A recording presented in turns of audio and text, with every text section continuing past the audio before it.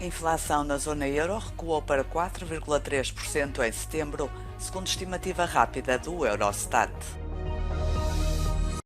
O Conselho Europeu prolonga até 14 de março de 2025 o Estatuto de Proteção Temporária para refugiados que fogem da guerra na Ucrânia. Em Kiev, o secretário-geral da NATO sublinha avanços da contraofensiva contra a Rússia e diz que a Ucrânia está mais perto do que nunca da aliança. O primeiro-ministro sueco convoca comandante das Forças Armadas e promete luta contra gangues alegadamente responsáveis por onda de criminalidade. A inflação na zona euro caiu para o nível mais baixo em 2 anos, em setembro. A taxa de inflação homóloga recuou em setembro para 4,3%, face a 5,2% em agosto, segundo a estimativa rápida publicada esta sexta-feira pelo Eurostat. A inflação nos países que partilham a moeda única está a abrandar consecutivamente desde maio, depois de uma ligeira aceleração em abril. Em Portugal também foi publicada esta sexta-feira a estimativa rápida do Instituto Nacional de Estatística. A inflação em Portugal recuou 0,1% para 3,6% em setembro, face ao mês anterior.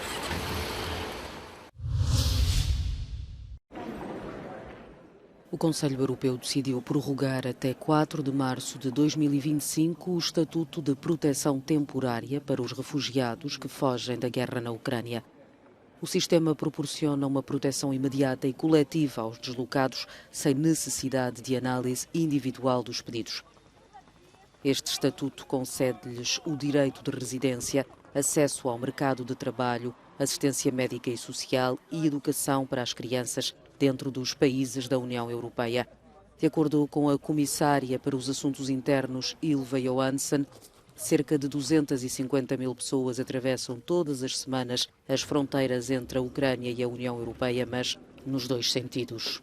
Já o ministro do Interior espanhol garantia, uma vez mais, que a União Europeia continuará a apoiar o povo ucraniano o tempo que for necessário. O mecanismo de proteção temporária foi ativado a 4 de março de 2022, dias depois de as Forças Armadas russas terem lançado uma invasão em grande escala na Ucrânia. Trata-se de um mecanismo de emergência da União Europeia que é ativado em circunstâncias excepcionais de fluxo maciço de pessoas e foi adotado pela primeira vez em 2001 devido aos conflitos armados nos Balcãs Ocidentais.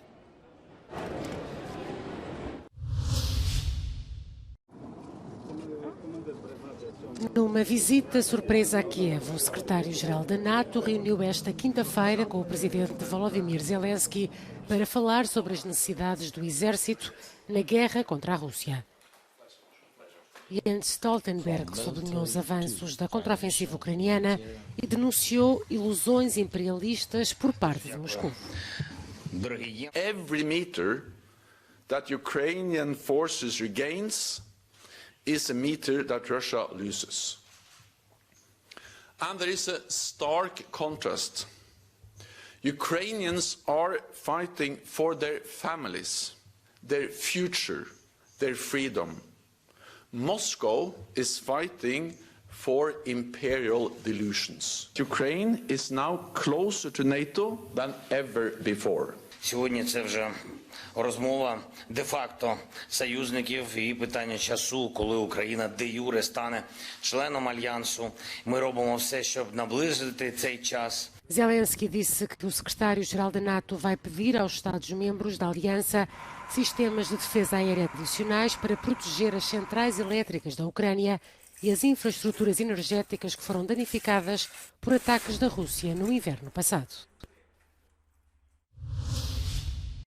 Is being pragmatic and recognizing reality, as are other governments in the region, which certainly, have not historically liked the Taliban at all. A Rússia recebe esta sexta-feira os talibãs para conversações sobre a luta contra o terrorismo e os narcóticos no Afeganistão. China, Paquistão, Uzbequistão e Irão estão entre as potências regionais presentes na reunião em Kazan, no sudoeste da Rússia. Esta é a quinta edição destas reuniões que aconteceram pela primeira vez em 2017. Desta vez, o combate ao terrorismo está no topo da agenda. For Russia, the principal foreign policy challenge in the region is stopping cross-border terrorism. And all the indications are that the Taliban have not stopped the insurgent groups who might want to cross the river and go into Central Asia. Os talibãs têm tentado reprimir o crescente comércio de drogas no Afeganistão, mas com sucesso limitado. A Rússia continua a ser um dos principais destinos das drogas. Russia does not have the money today. However much it might like to, and I think it probably would like to, simply pay off the Taliban to suppress the heroin trade and to help the Taliban crush, the ISIS rebellion within Afghanistan. But of course, Russia is just not financially in a place to do that. What they're trying to do with the Taliban at the moment has a broader geopolitical sense to it in wanting to seek influence in places where America is now seen as very weak. The Biden administration's withdrawal was a significant setback, really, for American policy in the region, and Russia's trying to fill in the vacuum. Mas há ceticismo sobre se é possível formar laços fortes. Real thinking in the Taliban goes on in Kandahar in the south under Haibatullah Akhundzada, the Taliban's supreme leader, and he's not in the room in these talks, and nor are the sort of ideological hard men around him, who are the people who are insisting that girls' schools remain closed and that almost all employment opportunities are closed to women. Com mais de metade da população de Nagorno-Karabakh a fugir para a Arménia, o governo do enclave separatista anunciou a dissolução. A República não reconhecida deixará de existir até ao final do ano, depois de uma operação militar relâmpago ter reafirmado o controlo do Azerbaijão. Muitos dos que fogem para o outro lado da fronteira lamentam o que aconteceu. Ցավը, ինչ կարծիք պետք է լինի, ցավ մենք ամբողջ կյանքը ծնվել ենք, մեծացել ենք, ապրել ենք Արցախում, ստեղծել ենք այս տարիների ընթացքում, հիմա զրոյա փոշիացել ամեն ինչ։ Մեր անցած կյանքը, 32 տարվա կյանքը ջնջվել է։ Որտեղ հայը չի կարա Ադրբեջանի լծի տակ մնա Ղարաբաղի հայերը, Արցախի հայերը։ Եթե առաջ մեր մայր Հայաստանը պաշտպանում է, մենք արխային աշխատում էինք ու մնում էինք որպես հայ. O Azerbaijão divulgou novas imagens do antigo chefe do governo separatista que foi detido quando tentava atravessar a fronteira. Ruben Vardanian foi acusado de financiar o terrorismo e de criar um exército ilegal. Entre as pessoas que estão a ser transferidas para a Arménia estão os feridos da explosão do depósito de combustível que matou 68 pessoas na última segunda-feira.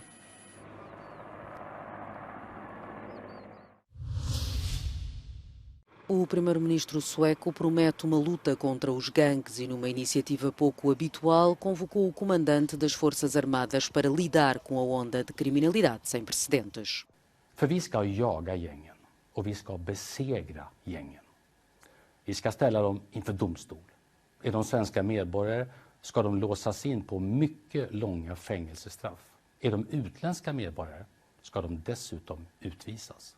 As declarações de Ulf Kristersson surgem na sequência de uma série de explosões que atingiram recentemente várias cidades da Suécia. Os meios de comunicação social suecos afirmam que ambas estão ligadas a uma rixa entre grupos criminosos, dois gangues, um liderado por um cidadão sueco-turco que vive na Turquia e outro pelo seu antigo número 2, estarão em conflito por drogas e armas.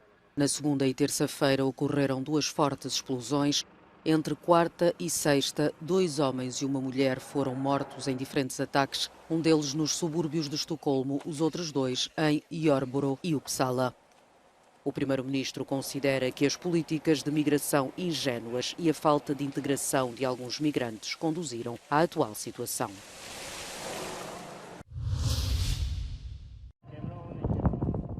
Duas explosões que as autoridades paquistanesas dizem ser 2 ataques suicidas mataram mais de 50 pessoas e fizeram dezenas de feridos.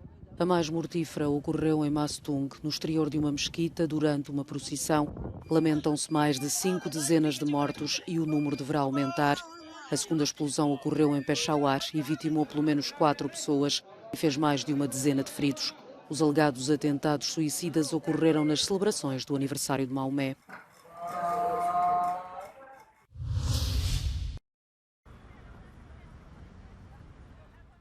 O estádio de Gerland para o rugby de 7, o pavilhão Mado Bonnet para o basquetebol e o pavilhão Sergei Vorontsov para a ginástica artística. Estes são 3 dos centros de preparação que a cidade francesa de Lyon propõe aos diversos comitês olímpicos e paraolímpicos nacionais para os Jogos de Paris 2024. Estes centros pretendem servir como locais de treino em França para as federações desportivas estrangeiras. Embora a maioria dos locais de competição fique em Paris, milhares de centros de preparação estão espalhados por toda a França. O ginásio Vorontsov já foi escolhido por uma federação. Pour la préparation des Jeux Olympiques, il y a le Japon qui nous a sollicité pour venir se préparer au mois de juillet, juste avant, pour servir de base arrière, en gros, pour la préparation des Jeux, quoi. Atletas como Cyril Thomasonnet, ginasta francês, estão em plena preparação, motivados pelos jogos que se realizam em casa. Le fait de les avoir chez nous, me permet d'être actif tous les jours à l'entraînement, d'être sérieux et de vouloir vraiment aller faire une perf à Paris. Para já, Cyril ainda tem de conseguir qualificar-se este fim de semana para se juntar aos 10.500 atletas esperados no próximo ano em Paris.